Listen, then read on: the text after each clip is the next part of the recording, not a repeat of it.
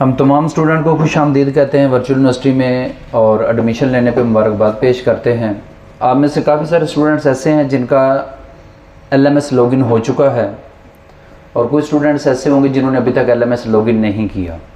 तो आज हम डिटेल में डिस्कस करेंगे LMS को लॉगिन किस तरह करते हैं और वर्चुअल यूनिवर्सिटी के बारे में कुछ इंट्रोडक्शन देंगे और उसके बाद कि वर्चुअल यूनिवर्सिटी स्टडी किस तरह करवाती है, आप लोगों ने स्टडी किस तरह करना है और मैक्सिमम ग्रेडिंग आप किस तरह अचीव कर सकते हैं। और उसके बाद हम एक क्वेश्चन आंसरिंग का एक रखेंगे, छोटा सा टाइम थोड़ा सा हम इसको सेपरेट देंगे कि किसी बच्चे को कोई भी क्वेश्चन हो ड्यूरिंग क्लास, कोई भी बच्चा मोबाइल फ़ोन इस्तेमाल नहीं करेगा, अपने मोबाइल फ़ोन जो है हम साइलेंट पे लगा दें। ड्यूरिंग क्लास कोई बच्चा अपना फ़ोन यूज़ नहीं करेगा और एट दी एंड कोई भी क्वेश्चन होगा आप चाहे उसे नोट कर सकते हैं। एट दी एंड सारे क्वेश्चन पूछ लें तो उन सब का हम इंशाल्लाह ताला डिटेल में एक्सप्लेन कर देंगे सबको। तो सबसे पहले वर्चुअल यूनिवर्सिटी के बारे में कि virtual university federal government university है और पाकिस्तान की वाहिद यूनिवर्सिटी है जो कि टोटली ऑनलाइन वर्किंग करती है और टोटल इसकी स्टडी ऑनलाइन बेस्ड है। इसमें कोई पेपर वर्क नहीं है और कोई फिज़िकल अटेंशन नहीं है। आप किसी भी जगह पे हैं, वहाँ पर आपका नेट चल रहा है तो आपको वर्चुअल यूनिवर्सिटी फैसिलिटेट करती है कि आप अपनी स्टडी को कंटिन्यू कर सकते हैं। मोस्टली स्टूडेंट्स आप में से ऐसे हैं जो जॉब होल्डर्स होंगे। काफ़ी सारे स्टूडेंट्स ऐसे हैं जो फिज़िकली कन्वेंशनली यूनिवर्सिटी से, कॉलेज से हम पढ़ के आए हुए हैं। अब हमारे पास इतना टाइम नहीं है कि हम फिज़िकली जाके क्लासेस अटेंड करें। हम जॉब होल्डर हो सकते हैं, हम घर में मसरूफ़ हो सकते हैं, हम किसी और जगह एंगेज हो सकते हैं जिस वजह से हम रेगुलर बेस पे क्लासेस अटेंड नहीं कर सकते। इस वजह से इसी बुनियाद पे वर्चुअल यूनिवर्सिटी आपको फैसिलिटेट करती है कि आपके पास जब भी टाइम हो, जब आप फ्री हो तो आप इजीली अपनी स्टडी को कंटिन्यू कर सकते हैं। तो LMS लॉगिन करने के लिए आपने हमारा पोर्टल जो है उसे लॉगिन करना है। आप vu.edu.pk ओपन करेंगे।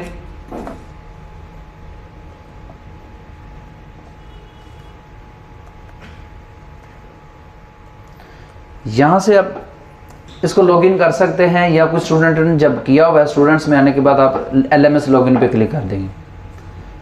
इस तरह का इंटरफेस आपके सामने शो हो जाएगा। सेकंड ऑप्शन ये है कि आप डायरेक्टली यहाँ पर vu LMS टाइप करेंगे .vu.edu.pk और सामने आपके इस तरह का इंटरफेस आ जाएगा।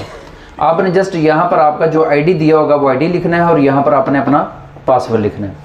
हमारे पास एक बच्चे ने जो ID पासवर्ड दिया है वो ऑलरेडी रजिस्टर्ड हुआ है। इसके बाद किसी बच्चे का जो ID पासवर्ड जो अभी तक ना लॉगिन हुआ हो वो जाती दफ़ा यहाँ से अपना LMS लॉगिन करवा ले और उसे समझ भी ले कि किस तरह लॉगिन करना है। तो अब हम लॉगिन पे क्लिक करने के बाद आपका इंटरफेस कुछ इस तरह का सामने आ जाएगा आपके। अब यहाँ पर आपका LMS लॉगिन शो करवा रहा है।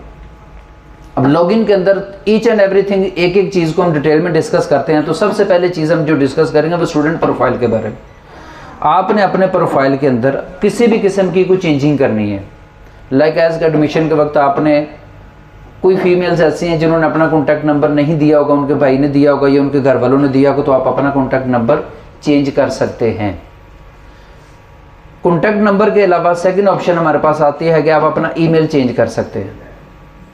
ईमेल के बाद आप अपना पासवर्ड चेंज कर सकते हैं।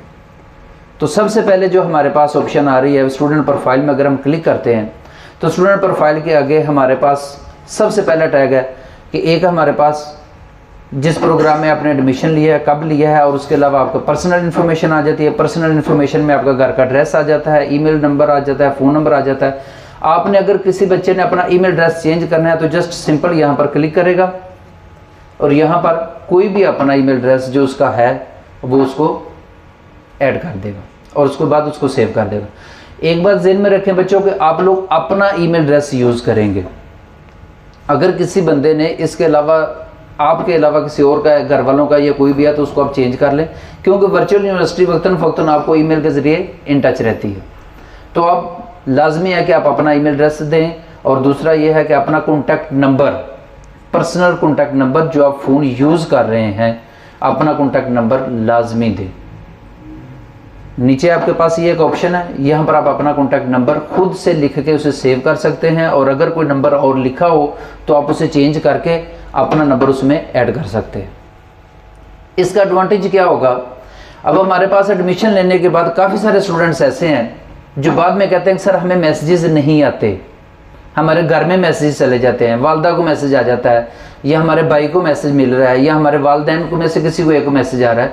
तो होता यह है कि उन्होंने at the time of admission अपना कॉन्टैक्ट नंबर नहीं दिया होता है। वो जिन बंदों को उन्होंने कॉन्टैक्ट नंबर लिखे होते हैं फिर ग्रुप्स में भी वही ऐड हो जाते हैं। और उसके अलावा वो हमारे पास जितनी भी वर्चुअल यूनिवर्सिटी की वेबसाइट्स हैं उसके अंदर वो जब उनका लॉगिन होता है तो रजिस्टर्ड नंबर जो उनके यहाँ पर होते हैं हमारे कंप्यूटर में डेटाबेस में वो नंबर ऐड हो जाते हैं। फिर जितनी भी कम्युनिकेशन होती है उस नंबर के अगेंस्ट ही होती है।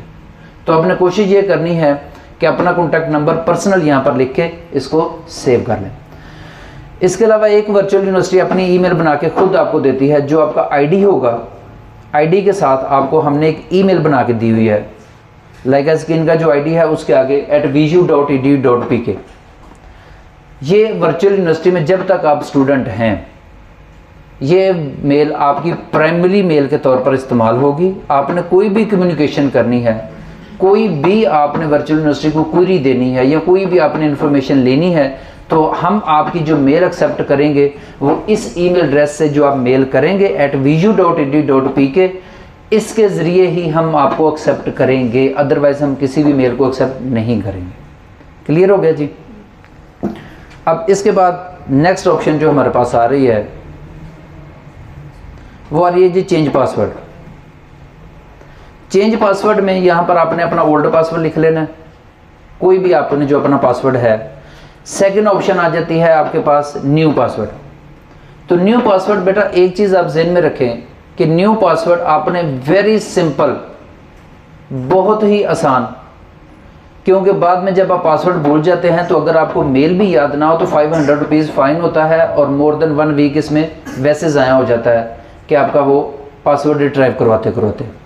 तो कोई भी पासवर्ड, जिस तरह वेरी सिंपल पासवर्ड में ये आता है कि आपने एक पासवर्ड रखा है, ये बच्चा क्या जी शबान नाम है इसका, लो जी हमने शबान @123 लिख दिया। नेक्स्ट हम 15 डेज बाद आपको कहते हैं पासवर्ड चेंज कर लें, तो इसी पासवर्ड को आपने शबान 123 कर देना। आपको ड्यूरिंग स्टडी ये पता होगा कि मैंने सिर्फ ये 2 पासवर्ड रखे हुए हैं, तो कभी भी जब तक आप स्टूडेंट हैं आपका पासवर्ड मिसप्लेस नहीं होगा, आपको पासवर्ड नहीं भूलेगा और आपको ये टेंशन नहीं रहेगी। कोई 2 पासवर्ड जो आपको रेगुलर बेस पे आप यूज़ करते हैं, वेरी सिंपल अपने नाम के साथ लगा लें। वेरी सिंपल कि आप लाहौर @123 लगा दें, दोबारा पासवर्ड चेंज करना हो लाहौर @1234 लगा दें। क्लियर है जी, यहाँ तक कोई इशू है? चलें जी। इसके बाद आपकी लॉगिन हिस्ट्री आ जाती है। इसके ऐसा आप लोगों को ज़रूरत नहीं है कि कब कब आप लोगों ने लॉगिन किया होता है, वो यहाँ पर आपके पास सारा शो कर रहा होता है। अब इन्होंने जो किया हुआ है वो मार्च को किया हुआ है जी 2 दफ़ा, 30 मार्च को 2 दफ़ा इन्होंने लॉगिन किया था, उसकी टाइमिंग यहाँ पर मौजूद होती है। और इसके अलावा 39 को भी किया है। जब जब करेंगे आपके पास यहाँ पर हिस्ट्री आ जाएगी। और इसके बाद आपके पास हम आ जाता है इंटरफेस पे। तो इंटरफेस पे हमारे पास सामने जो शो कर रहा होता है वो आपके इस सेमेस्टर में जो एक्टिव सब्जेक्ट्स होते हैं, जो आपने सब्जेक्ट्स को सिलेक्ट किया होता है, वो सब्जेक्ट्स यहाँ पर शो कर रहा होता है। आप ओरिएंटेशन क्लास में हैं तो बेटा आप इस तरफ आ जाएं, ये आगे चेयर्स खाली हैं, आ जाएं, वहाँ पर तंग हो रहे हैं। ठीक है जी। तो सबसे पहले जो आपके सामने यहाँ पर इंटरफेस सामने शो हो रहा होगा वो आपके कोर्सेज हैं जो आपने इस दफ़ा सेलेक्ट किए हैं। इन कोर्सेज की डिटेल्ड में हम असाइनमेंट्स के बारे में डिस्कस करेंगे, जीडीबीज़ के बारे में, क्विज़ के बारे में और एक्टिविटी अनाउंसमेंट्स, इन तमाम चीज़ों के बारे में हम डिटेल में डिस्कस करेंगे। इसके बाद हम आ जाते हैं जी माई टू डू कैलेंडर जो है। टू डू कैलेंडर के अंदर आपके पूरे एनुअल जो है मंथली बेस पे, वीकली बेस पे और डे बेस पे आपके लेक्चर्स कौन से चल रहे हैं, कौन सी एक्टिविटीज़ आपकी शो हो रही हैं, आप यहाँ से उसको देख सकते हैं। ये साथ साथ आपको बताता रहेगा कि कितनी असाइनमेंट्स आपने करनी है पूरे सेमेस्टर में या पूरे महीने में, और कितनी आपने कर ली हैं और कितनी असाइनमेंट्स अभी आपकी पेंडिंग हैं, वो यहाँ पर आपको शो करा देगा। ग्रेड बुक में आ जाएगा तो जैसे ही आपका मिड टर्म के एग्जाम्स होंगे या फाइनल टर्म के एग्जाम्स होंगे तो स्टेप बाय स्टेप यहाँ पर आपका रिजल्ट डिक्लेयर होना शुरू हो जाएगा। यहाँ पर स्टूडेंट की ग्रेड बुक आ जाएगी, यहाँ पर उसका मिड टर्म का रिजल्ट आ जाएगा, इस तरह उसकी ग्रेडिंग स्कीम है। ग्रेडिंग स्कीम में कितने % मार्क्स लेगा तो बच्चा पास होगा और कितने मार्क्स लेने पे कौन सा ग्रेड बनता है। लाइक एज के हमारे पास मिनिमम पासिंग क्राइटेरिया है जो वो 60% है। 60% जिस बच्चे के मार्क्स आएंगे वो बच्चा पासिंग क्राइटेरिया में आएगा, यानी कि डी ग्रेड के साथ उसका वहाँ पर हम पास डिक्लेयर कर देंगे। और डिग्री लेने के लिए मिनिमम हमें 2.5 या 2 मिनिमम जो है वो हमें ग्रेड रिक्वायर होता है। मार्क्स लेने का तरीकाकार क्या है और किस तरह मैक्सिमम मार्क्स लिए जाते हैं इसको भी हम डिटेल में डिस्कस कर लेंगे। अकाउंट बुक आ जाता है तो अकाउंट बुक के अंदर जितने भी ड्यूजेज आपने पे किए हैं at the time of admission, आपने अप्रोक्सीमेटली 12,000 रुपीज़ जिन्होंने बैचलर्स में एडमिशन लिया हुआ वो पे किए हुए हैं और उनकी जो कैटेगराइज है वो यहाँ पर सारा मेंशन है। इसके आगे आपको फ़ी वोचर आएगा, 5 मंथ का जो आगे आपका रिमेनिंग सेमेस्टर है उसका फ़ी वोचर आ जाएगा और उसको अपनी मर्ज़ी से आप इंस्टॉलमेंट कर सकते हैं। आप अपनी मर्ज़ी से इंस्टॉलमेंट कर लें या लमसम पे कर दें, लेकिन कोशिश करें कि आप तमाम स्टूडेंट एक ही दफ़ा सारी की सारी फ़ी जो है वो लमसम डिपॉजिट करवा दें ताकि आपको किसी किस्म का पूरे सेमेस्टर में इशू ना आए। क्योंकि जब आपका सेमेस्टर में एक दफ़ा भी अगर अकाउंट ब्लॉक हो जाता है तो उस दौरान आपको ये लॉस हो सकता है कि असाइनमेंट्स आपके स्किप हो जाएंगी, असाइनमेंट के साथ आपके GDB क्विज़ेज़ हैं वो स्किप हो जाएंगे और उसके ग्रेड आपको नहीं मिलेंगे। प्रोग्रेस रिपोर्ट में आ जाता है जी, आप जैसे जैसे उसके लेक्चर्स लेते रहेंगे, अटेंडेंस लगवाते रहेंगे और जो जो आप एक्टिविटीज़ कर रहे हैं वो आपके सामने यहाँ पर वो शो करवाता रहेगा सब्जेक्ट वाइज। अभी एक्टिव नहीं है, जैसे एक्टिव होगा यहाँ पर सब्जेक्ट वाइज वो शो करवाता रहेगा कि आपने GDBs कितने कर लिए हैं, असाइनमेंट्स कितनी कर ली हैं, उसमें ग्रेडिंग कितनी कितनी आई है और आपकी प्रोग्रेस क्या है, अटेंडेंस हो रही है या नहीं हो रही। लेक्चर शेड्यूल आ गया आपका। लेक्चर स्केड्यूल में आपके पास आ जाता है, यहाँ पर जैसे ही आपकी क्लासेस एक्टिव हो जाएंगी तो यहाँ पर आपके लेक्चर्स की डिटेल आ जाएगी कि किस दिन कौन सा लेक्चर ऑनलाइन चलेगा। तो एक चीज़ यहाँ पर मैं क्लियर कर दूँ कि कंपलसरी नहीं है कि आपने सेम इसी स्केड्यूल को ही फॉलो करना है। वर्चुअल यूनिवर्सिटी आपको फैसिलिटेट कर रही है कि आप अपनी मर्ज़ी से जब आपके पास टाइम हो, जब भी आपका टाइम हो आपके पास, आप उसको सुन सकते हैं। लाइक एज कुछ स्टूडेंट ऐसे हैं कि जॉब होल्डर हैं, उनके पास सारा दिन टाइम ही नहीं होता, इवनिंग में टाइम होता है, तो जैसे उनको इजी लगे रात को 10 बजे 11 बजे 12 बजे जब उनके पास को फ्री टाइम हो वो उनको लेक्चर्स को अटेंड कर सकता है, सुन सकता है और यहाँ से जैसे वो लेक्चर सुनेगा उनकी अटेंडेंस काउंट हो जाएगी। एक चीज़ मैं आपको बताता चलूँ साथ साथ कि आपकी अटेंडेंस जो आपकी अटेंडेंस है वो फिजिकली अपीयर होने से मार्क नहीं होगी। आप कैंपस में डेली बेस पे आते रहें वो अटेंडेंस काउंट नहीं होगी। आपकी अटेंडेंस काउंट होनी है जब आपने ऑनलाइन लेक्चर LMS में से जाकर सुनना है। अपना LMS लॉगिन करेंगे, LMS को लॉगिन करने के बाद आप वहाँ से अपना लेक्चर सुनेंगे और जैसे ही आप अपना लेक्चर सुनेंगे वहाँ पर आपको ऑप्शंस नीचे आ जाएंगी अटेंडेंस मार्क करने की। तो जैसे ही आप वहाँ पर लेक्चर सुनेंगे वहाँ पर व्यूड लिखा हुआ आ जाएगा तो आपकी अटेंडेंस मार्क हो जाएगी। वो किस तरह होनी है वो भी अभी मैं आपको उसकी डिटेल बता दूंगा। यहाँ पर छोटे छोटे से क्लिप बना के हमने वीडियोस के रखे हुए हैं, वो आपको बता देंगे, उसे आप देख लीजिएगा तो आपको ईजीली अटेंडेंस मार्क होगी। वो हम जब पहला होम डिस्कस करेंगे, जब हम सब्जेक्ट्स के बारे में डिस्कस करेंगे तो ये सारी डिटेल हम वहाँ पर डिस्कस कर देंगे।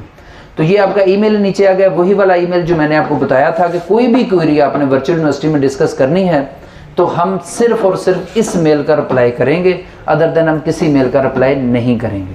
क्लियर है जी। नोट्स में आ गया जी, आप अपने एंड से कोई भी स्टडी के बारे में कोई रिमाइंडर लगाना चाह रहे हैं, जिस तरह हम फ़ोन में रिमाइंडर लगाते हैं, तो आप कोई भी रिमाइंडर लगाना चाह रहे हैं तो आप यहाँ पर अपना स्टडी के बारे में कोई भी नोट लिख के रख सकते हैं कि आपने आगे फर्दर कल क्या स्टडी करनी है, परसों क्या स्टडी करनी है, असाइनमेंट कौन सी आई है, अपनी याद दहानी के लिए कोई भी नोट्स आप बना के यहाँ पर लिख सकते हैं।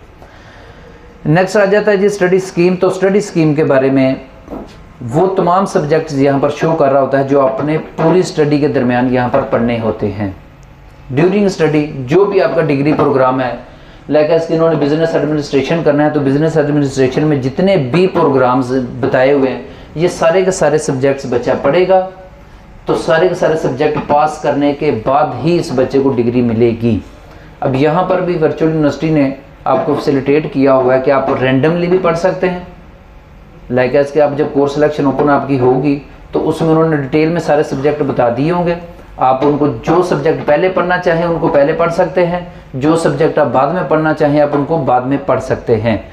लेकिन जब हम स्कॉलरशिप के बारे में डिस्कस करेंगे तो इनके बारे में मैं आपको डिटेल में बता दूंगा कि कौन से सब्जेक्ट को किस तरह पढ़ना है। ठीक है जी। स्टडीड कोर्सेज में आ जाएगा, जो सब्जेक्ट आप पास कर लेंगे उनकी डिटेल यहाँ पर शो कर देगा। जो सब्जेक्ट आपके क्लियर हो जाएंगे वो यहाँ पर शो होना शुरू हो जाएंगे। इसके बाद आ जाता है जी स्टूडेंट सर्विसेज। स्टूडेंट सर्विसेज को मैं डिस्कस करता हूँ। एक पहले इसको हम कोर्स सिलेक्शन को डिस्कस कर लेते हैं। तो कोर्स सिलेक्शन, आप में से कोई 5th स्टूडेंट के सेमेस्टर्स होंगे। जो 5th सेमेस्टर के स्टूडेंट हैं वो अपनी कोर्स सिलेक्शन खुद से करेंगे। नोट कर लें, जो स्टूडेंट 5th सेमेस्टर के हैं वो ऐसे ही LMS को लॉगिन करने के बाद कोर्स सिलेक्शन पे क्लिक करेंगे और अपने सब्जेक्ट को खुद से सिलेक्ट करेंगे। क्लियर है? जिन बच्चों को फिर भी समझ ना आए 5th सेमेस्टर वाले को, तो वो हमसे रब्ता कर सकता है, यहाँ पर आ जाए या हमारे हेल्पिंग कॉन्टैक्ट नंबर्स दिए हुए हैं उनसे कॉन्टैक्ट करके अपनी मर्जी से कोर्स सिलेक्शन कर सकता है। अगर वो कोर्स सिलेक्शन नहीं करेंगे तो उनका ये सेमेस्टर ऑटोमेटिकली वो ज़ाया हो जाएगा। क्लियर है?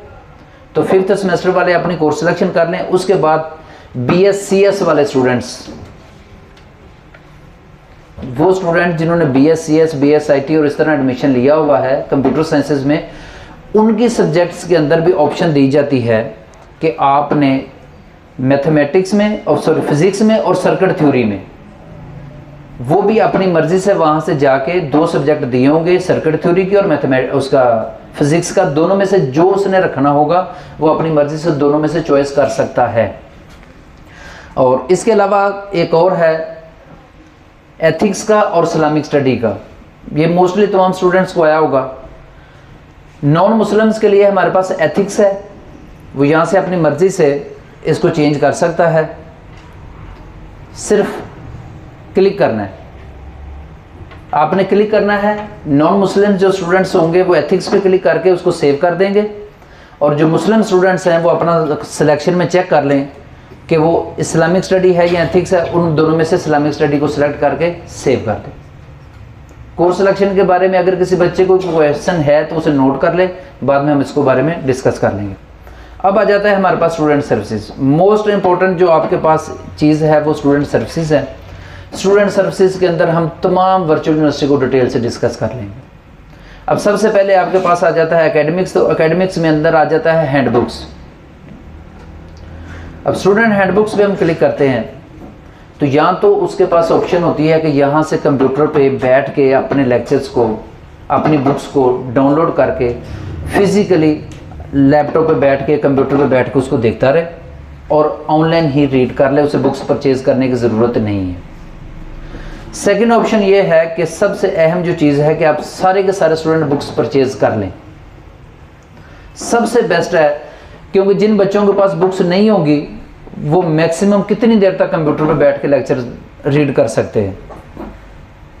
बुक्स जिन स्टूडेंट के पास हैं वो अपनी मर्जी से कभी बेड पे बैठ जाते हैं, कभी सोफे पे बैठ जाते हैं, कभी आते जाते किसी जगह जहां उनको कंफर्टेबल लगता है वहां बैठ के वो अपने लेक्चर को सुन सकते हैं। और जो इंपॉर्टेंट उसके अंदर कॉन्टैक्ट्स उन्हें नज़र आ रहे होते हैं, जो इंपॉर्टेंट उन्हें कुछ सब्जेक्ट के अंदर कोई नोट्स करने वाली चीज़ होती है, उन्हें वो हाईलाइट कर लेते हैं। तो आप लोग तमाम के तमाम स्टूडेंट जो हैं वो बुक से ले लें। वहाँ पर मेरे पास रिसेप्शन पे जो बच्चे बैठे हुए हैं उनसे आप रब्ता करें, वो आपको बुक्स ला देंगे। उसके बाद आ जाता है जी अकाउंट्स में। अकाउंट्स में नीड बेस्ड स्कॉलरशिप है और इसके अलावा एक और स्कॉलरशिप होता है मेरिट बेस्ड स्कॉलरशिप। अब इसी में हम वो जो कोर्स सिलेक्शन की बात थी वो भी डिस्कस कर देंगे। नीड बेस्ड स्कॉलरशिप क्या होता है? हम में से काफ़ी सारे स्टूडेंट ऐसे होंगे कि वो डिजर्विंग स्टूडेंट होंगे, उनको पढ़ने का शौक होगा लेकिन वो अफोर्ड नहीं कर सकते। तो ऐसे तमाम स्टूडेंट्स के लिए वर्चुअल यूनिवर्सिटी ने अपॉर्चुनिटी दी है कि वो अपनी फ़ीस को वेव ऑफ करवा सकते हैं। जस्ट आपने एक फॉर्म को फिल करना है। फॉर्म को फिल करने के साथ साथ आपने जो भी रिक्वायरमेंट्स होंगी वो आपने रिक्वायरमेंट्स फॉर्म के अंदर दी हुई हैं, वो आपने फिल करके सबमिट करवा देना है। आफ्टर दैट आपको आपकी फ़ी में से इंशाल्लाह ताला किसी को 20% उस फॉर्म को देख के, किसी को 50%, किसी को 60%, उसके मुताबिक से उनको फ़ी कंसेशन हो जाती है। और जहाँ तक मेरिट बेस का स्कॉलरशिप है तो मेरिट बेस के अंदर आपको अप्लाई नहीं करना पड़ता, वो ऑटोमेटिकली जैसे ही आपका स्कोर अच्छा आता है, मसलन कि आपका ग्रेड अच्छा आता है, तो वो ऑटोमेटिकली यूनिवर्सिटी जो है वो तमाम स्टूडेंट्स को, हमने जो एक डिज़ाइन किया हुआ है कि जितने % स्कॉलरशिप पे हमने वो जितने % मार्क्स के ऊपर स्कॉलरशिप डिज़ाइन किया हुआ है, जो बच्चा उस कैटेगरी में आता है तो वर्चुअल यूनिवर्सिटी ऑटोमेटिकली उस बच्चे की नेक्स्ट जो फीसिस आती हैं उनको वेव ऑफ कर देता है। अब दोनों स्कॉलरशिप्स के अंदर एक शर्त लाजमी है कोर्स सिलेक्शन की, किन बच्चों को स्कॉलरशिप नहीं मिलेगा और कौन से बच्चे हैं जो स्कॉलरशिप ले सकते हैं। कोर्स सिलेक्शन इसलिए ज़रूरी है कि जो बच्चे 5th सेमेस्टर में आए हैं या कोई बच्चे एग्जामिशन की बेस पे आए हैं वो स्कॉलरशिप के लिए एलिजिबल नहीं है। ठीक है जी, आप 5th सेमेस्टर में आए, इनका CGPA 4/4 भी आ जाता है, ठीक है, ये ना तो नीड बेस के लिए एलिजिबल है और ना ही मेरिट बेस के लिए एलिजिबल है। वो स्टूडेंट जो किसी एक सब्जेक्ट में फेल हो जाते हैं वो भी स्टूडेंट ना नीड बेस के लिए एलिजिबल है और ना ही मेरिट बेस के लिए एलिजिबल है। 2 रीजंस हो गई। थर्ड रीजन, वो स्टूडेंट जिनके ग्रेड अच्छे हैं उनको स्कॉलरशिप मिल गया, नेक्स्ट सेमेस्टर में वो क्लेम करते हैं कि हमें स्कॉलरशिप नहीं मिला। उनकी रीज़न क्या होती है कि जो वर्चुअल यूनिवर्सिटी ने डिज़ाइन किए हुए हैं सब्जेक्ट सेमेस्टर वाइज, उन सब्जेक्ट्स को सिलेक्ट नहीं किया जाता। लाइक एज कि अगर फर्स्ट सेमेस्टर में हमने पहले 6 बुक्स बच्चे को बताई हुई हैं,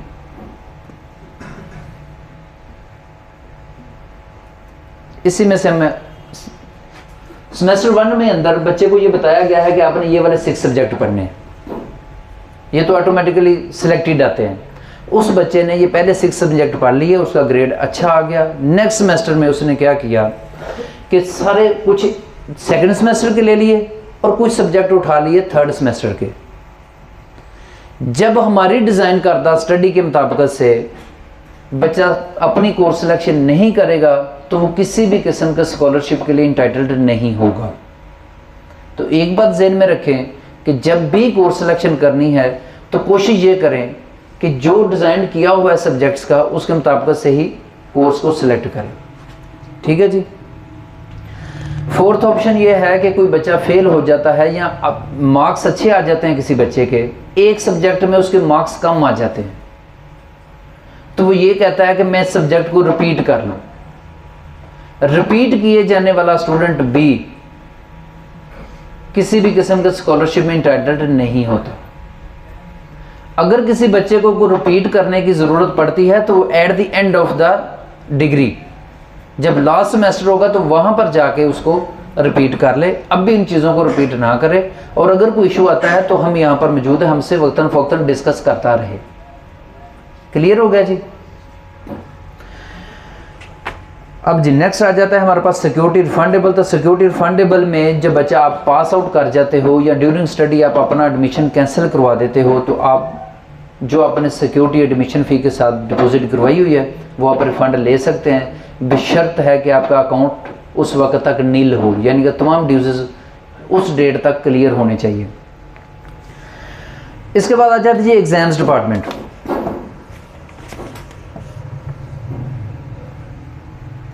एग्ज़ाम्स डिपार्टमेंट जहाँ तक वर्चुअल यूनिवर्सिटी आपको स्टडी के बारे में फैसिलिटेट करती है, वैसे ही वर्चुअल यूनिवर्सिटी आपको एग्ज़ाम्स में भी बहुत ज़्यादा फैसिलिटेट करती है। लाइक एज आप कहीं जॉब करते हैं, कहाँ पर जॉब करते हैं? लिबर्टी में जॉब करते हैं। इनका कैंपस है यहाँ पर, अपेक्स कैंपस है, और ये जॉब करते हैं लिबर्टी में। होप्स हो कि इनके कैंपस, इनका जहाँ पर जॉब करते हैं ड्यूरिंग एग्जाम इनको ऑफ कर दें, या अगर नहीं करते देन इनके लिए तो बहुत मसला हो जाएगा कि आके यहाँ पर एग्जाम्स कंडक्ट करना। तो वर्चुअल यूनिवर्सिटी इतना फैसिलिटेट करती है कि आप पूरे पाकिस्तान में किसी भी सिटी में हैं वहाँ ही आप एग्ज़ाम दे सकते हैं। आपके नियर बाय कोई भी सेंटर जो एग्ज़ाम सेंटर बना होगा, अपनी मर्ज़ी से आपने अपना सेंटर को सिलेक्ट करना है, और वहाँ पर सेंटर को सिलेक्ट करने के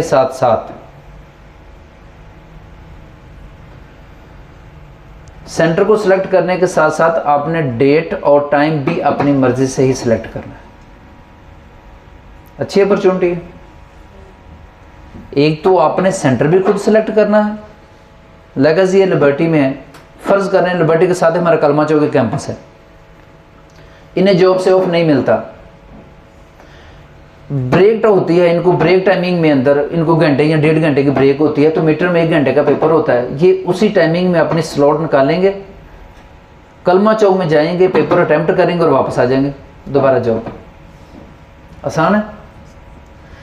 अब दूसरी ऑप्शन जहां पर आ जाती है डेट एंड टाइम की। डेट और टाइम में अपनी मर्जी से आपने डेट सेलेक्ट करनी है। हम आपको बता देंगे कि आपने 12 to 15 डेज के अंदर अंदर अपनी डेट शीट खुद से बनानी है, सेंटर भी खुद से सिलेक्ट करना है, और उसके अलावा आपने डेट शीट भी खुद से सिलेक्ट करनी है।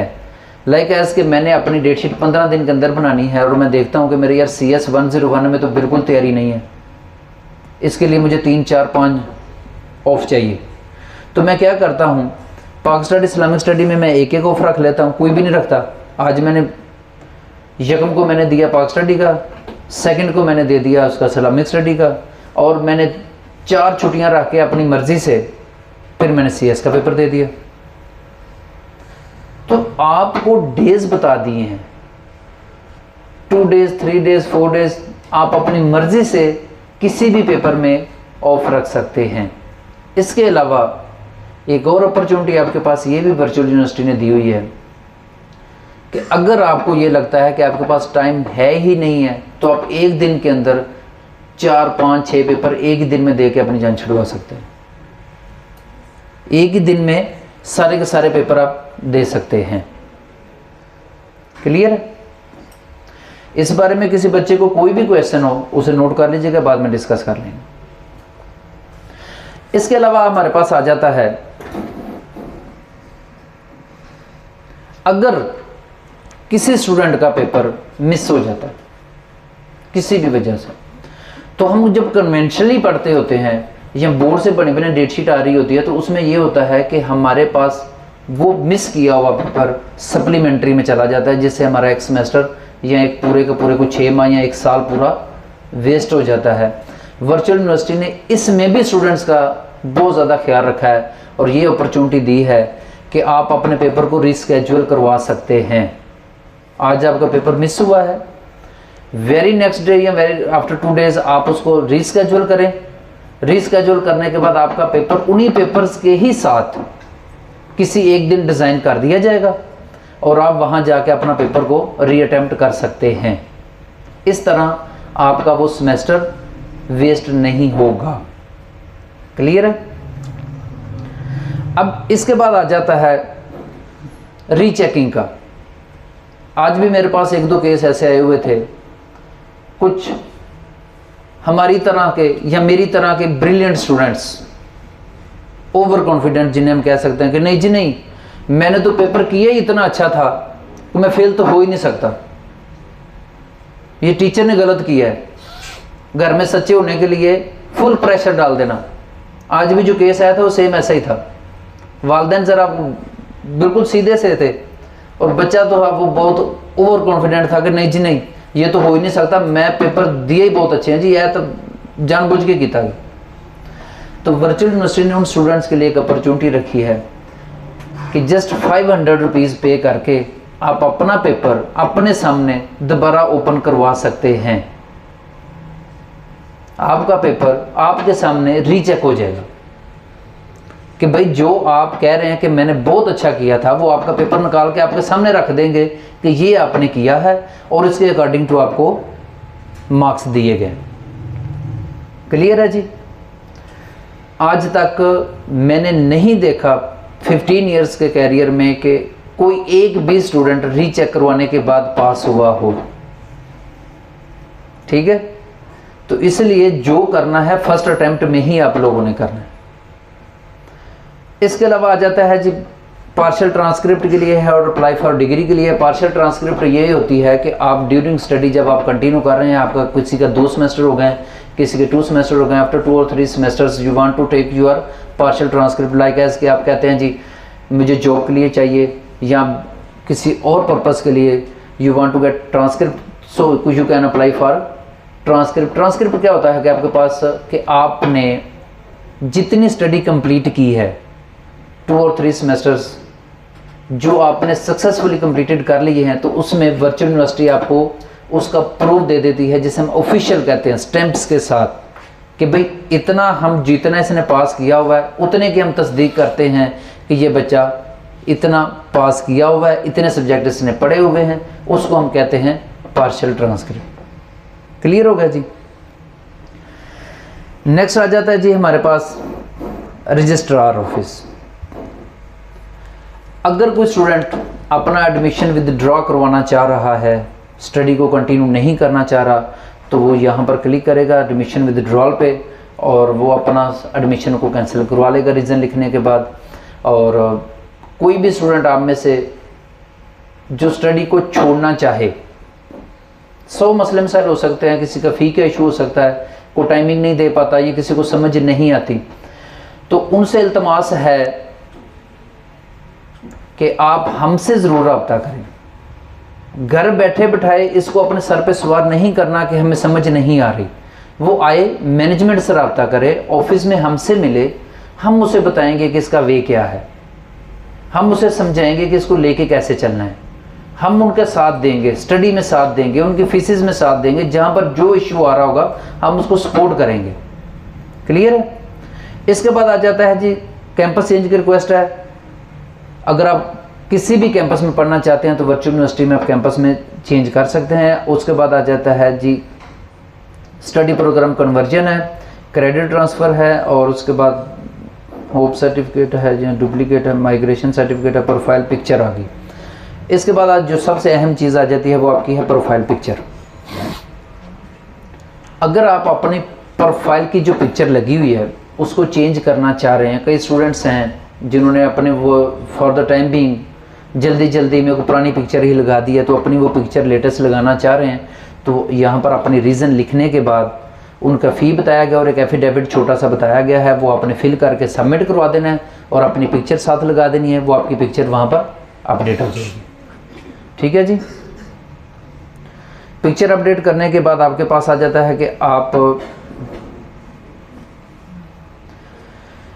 डिसेबिलिटी सर्टिफिकेट है। वर्चुअल यूनिवर्सिटी आपको फैसिलिटेट करती है, कुछ स्टूडेंट जो डिसेबल हैं फ्लैट 50% फ़ी उनकी ऑफ कर देती है। उसके लिए रिक्वायरमेंट में आता है कि आपका डिसेबिलिटी सर्टिफिकेट होना चाहिए। लाइक ऐसे मेरे पास इस दफ़ा भी 1-2 स्टूडेंट ऐसे हैं जो चल नहीं सकते, कुछ ऐसे स्टूडेंट हैं जो कि बनाई का इशू आ जाता है, कुछ ऐसे स्टूडेंट हैं जिनको को आवाज़ का इशू आ जाता है, कानों का मसला है कि वो सुन नहीं सकते। तो ऐसे स्टूडेंट्स के लिए वर्चुअल यूनिवर्सिटी ने 50% फ्लैट ऑफ रखा हुआ है, लेकिन उसके लिए ज़रूरी है कि आपको जो उनके ऑथोराइज डॉक्टर्स हैं उनके आपको एक सर्टिफिकेट आपके पास डिसेबिलिटी का होना ज़रूरी है, उसके बाद उनकी फ़ी को ऑफ हो जाता है। रीएडमिशन आ जाता है जी। रीएडमिशन कौन से स्टूडेंट करवा सकते हैं? जो कंटिन्यूसली 1 और मोर देन 2 सेमेस्टर जो है कंसेक्टिवली अपने सेमेस्टर को फ्रीज रखते हैं, उनका एडमिशन यूनिवर्सिटी कैंसिल कर देती है। आपने जो सेमेस्टर फ्रीज करना है वो मैक्सिमम आपने 6 मंथ के लिए फ्रीज करना है, उसके बाद अगर ज़्यादा करते हैं तो आपका एडमिशन कैंसिल हो जाएगा। लेकिन एक बात ज़हन में रखें बच्चों, सेमेस्टर फ्रीज करना किसी मसले का हल नहीं है। मैक्सिमम स्टूडेंट्स जो सेमेस्टर को फ्रीज करते हैं उनकी दोबारा स्टडी कंटिन्यू नहीं होती। मैक्सिमम स्टूडेंट्स जो फ्रीज करते हैं उनकी स्टडी वहाँ पर फुल स्टॉप लग जाता है। तो फ्रीज़ करने से ज़्यादा बेहतर है कि आप एक सब्जेक्ट पढ़ लें, 2 सब्जेक्ट पढ़ लें, लेकिन इन टच रहें। क्लियर है? फ्रीज़ की फ़ी 2000 रुपीज़ है, और अगर आप एक सब्जेक्ट सेलेक्ट करते हैं तो उसकी फ़ी 2800 है। तो अमाउंट में डिफरेंस नहीं है, तो कोशिश करें कि एक आधा सब्जेक्ट रख लें, बजाय इसके कि आप एक सब्जेक्ट को सिलेक्ट वो फ्रीज़ ही कर दें। ये सारी चीज़ें हमने डिस्कस कर ली हैं। इसके बाद हमारे पास आ जाता है जी होम बेस। होम बेस आपके पास जो है होम, इसके अंदर आपके जो करंट सेमेस्टर्स के सारे सब्जेक्ट्स हैं जो आपने कंटिन्यू करने हैं, जो पढ़ने हैं, उसके बारे में हम डिस्कस करेंगे। और अब हम डिस्कस करते हैं कि आपने अटेंडेंस किस तरह मार्क करनी है। अब हम डिस्कस करेंगे कि असाइनमेंट्स कैसे बनानी है, क्विज़ कैसे बनाने हैं, और जीडीबी कैसे बनाने हैं, और आपका पासिंग क्राइटेरिया क्या है, और कैसे कैसे आप मार्क्स मैक्सिमम ले सकते हैं। अब सबसे पहले कोई भी चीज़ जब आपके सामने आती है,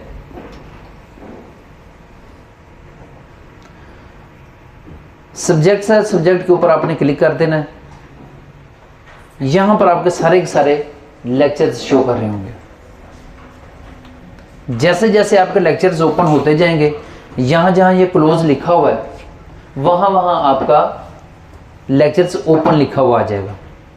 तमाम स्टूडेंट कोशिश ये करें कि जैसे ही लेक्चर ओपन होता है, with in a same day आप उस लेक्चर को अटेंड कर लें, लेक्चर को सुन लें, ताकि साथ साथ आपका जो बर्डन है वो क्लियर होता रहे।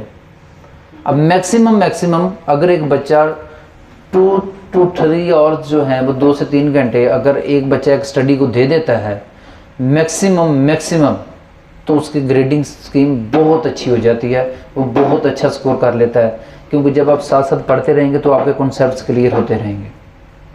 ठीक है जी। लेक्चर जैसे आप सुनेंगे तो लेक्चर सुनने के साथ साथ आपकी अटेंडेंस भी मार्क होती रहेगी। वहाँ पर जब आप लेक्चर लगाएंगे, अभी कोई भी लेक्चर ओपन नहीं है, मैं आपको भी दिखा देता हूँ, शायद देखा था लेक्चर ओपन हो उसके बारे में। इसके बाद आपने देखना है कि इसकी असेसमेंट स्कीम, कोई भी जब आपने लेक्चर्स ओपन करने हैं तो उसके बाद असेसमेंट स्कीम देखनी है। असेसमेंट स्कीम के अंदर टीचर आपको बता देता है, असेसमेंट स्कीम नज़र आ रही है? अब इसे गौर से समझना आप लोगों ने, ये आपकी ग्रेडिंग स्कीम है। बेसिकली होता क्या है, यहां पर टीचर आपको बता रहा है कि मैंने सिर्फ डिस्कशन बोर्ड जो है, डिस्कशन जो है वो 5 मार्क्स की देनी है। इसे हम कहते हैं जीडीबी,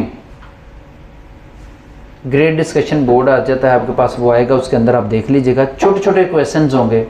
आपको टीचर एक क्वेश्चन पूछ लेता है, आपने उसको आंसर देना है, वो सिर्फ 5 नंबर के आएंगे। उसके बाद आपको 15 मार्क्स के क्विजेज आएंगे।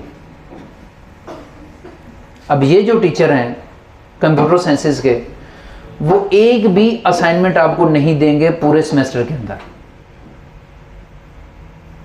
वो आपसे क्विजेज लेंगे और सिर्फ जीडीबीज लेंगे, और उन दोनों को मिला के 50% मार्क्स, 20% मार्क्स इन दोनों के होंगे। जो आपका मिड टर्म होगा वो 20% होंगे, यानी कि जितने भी आपको मार्क्स आएंगे उसका 20% ले लिया जाएगा,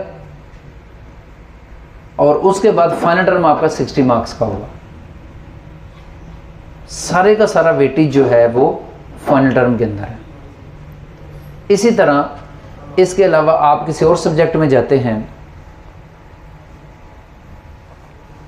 इस्लामिक स्टडी है, इस्लामिक स्टडी पे आप क्लिक करते हैं, सेम एज इट इज़ इनके लेक्चर्स दिए हुए हैं। लेक्चर्स के बाद आपने असेसमेंट स्कीम,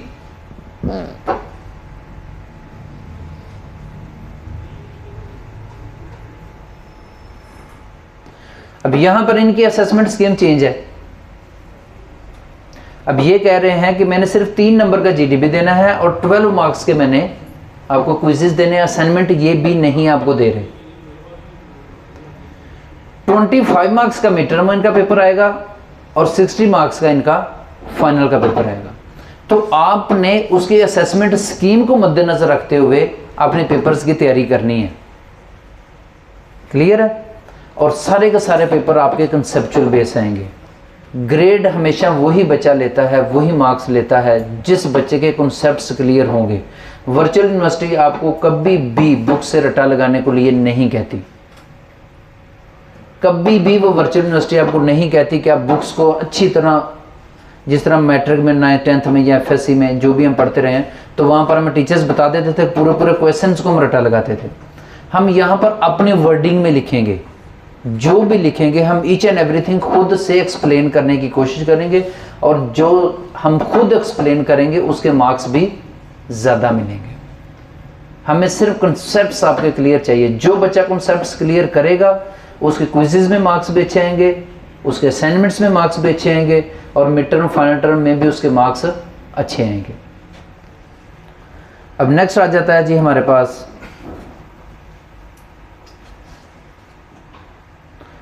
बाकी बुक्स के, अभी वो ओपन नहीं हो रहे, इनका SOC का चेक कर लेते हैं। इसी तरह आपने इनके नीचे जाना है और यहाँ पर असेसमेंट स्कीम पे आपने चेक कर लेना है। इनके भी 15 मार्क्स के हैं। कुछ सब्जेक्ट्स ऐसे होंगे जिनके क्विज़ेस नहीं होंगे, असाइनमेंट्स होंगी। कुछ सब्जेक्ट्स ऐसे होंगे जिनके असाइनमेंट्स नहीं है और क्विज़ेस और GDBs दिए गए। कुछ सब्जेक्ट्स ऐसे हैं जिनके 15 मार्क्स होंगे असेसमेंट में, कुछ सब्जेक्ट्स ऐसे हैं जिनके 20 मार्क्स होंगे। एक बात ज़हन में रखें कि कोई भी बच्चा इन तीनों में से किसी एक में भी फेल हो गया तो फाइनल टर्म में फेल डिक्लेयर हो जाएगा। बंद करो लाइक एज कि आपने वर्चुअल यूनिवर्सिटी में 20% रूल है। 20% रूल के मुताबिक से 20% मार्क्स आपके असेसमेंट स्कीम में होना ज़रूरी है। असेसमेंट स्कीम में आपके सेमेस्टर असेसमेंट में, उसमें आपका क्विज GDB जो भी असाइनमेंट्स टीचर देता है, सेमेस्टर एक्टिविटी, उसमें आपके 20% मार्क्स होना ज़रूरी है। 20% मार्क्स आपके मिड टर्म में होना ज़रूरी है और 20% मार्क्स आपके फाइनल टर्म में होना ज़रूरी है। देन आप पास कंसिडर किए जाओगे। ये मिनिमम क्राइटेरिया है।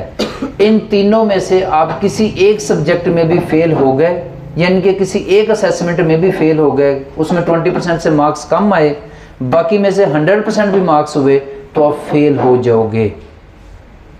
क्लियर है? लाइक एज के एक बच्चे के 5% मार्क्स आ जाते हैं मिड टर्म में, 20% मार्क्स उसके असाइनमेंट्स में है, 60% मार्क्स उसके फाइनल टर्म में है। ठीक है जी। टोटल अगर हम उसको ऐड करते हैं तो 85% मार्क्स बन जाते हैं, लेकिन वो बच्चा फेल कंसीडर किया जाएगा। क्लियर है? Minimum 20% each. जो हमारी सेमेस्टर एक्टिविटीज़ हैं जिसमें assignment, quiz, GDB, mid term और फाइनल टर्म आता है, तीनों को मिला के आपके 20% मार्क्स हर ईच में होना ज़रूरी है।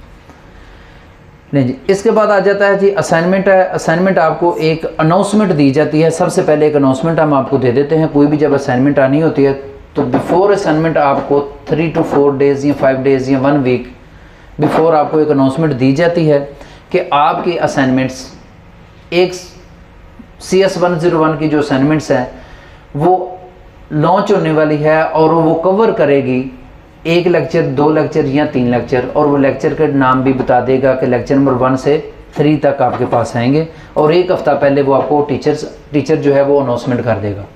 जब आपके पास, अब बात समझने वाली ये है कि अगर टीचर, आप में से कोई भी आप मुझे बताएं कि मैं आपको बता देता हूं कि 1 हफ्ते के बाद आपके सिर्फ 2 लेक्चर्स हैं, उन 2 लेक्चर्स में से मैं आपकी एक क्वेश्चन आपसे पूछूंगा, तो कितना मुश्किल हो जाएगा कि 1 हफ्ते के अंदर अंदर वो 2 लेक्चर्स को तैयार करने के लिए। क्वेश्चन जो पूछा जाएगा वो कंसेप्चुअल होगा। 2 वीक्स के अंदर आपने वो कॉन्सेप्ट्स आपने क्लियर कर लेने हैं। इसके बाद आ जाता है आपके पास, जब 3 दिन रहते होंगे तो 3 दिन रहते होंगे तो आपको असाइनमेंट की फाइल दे दी जाएगी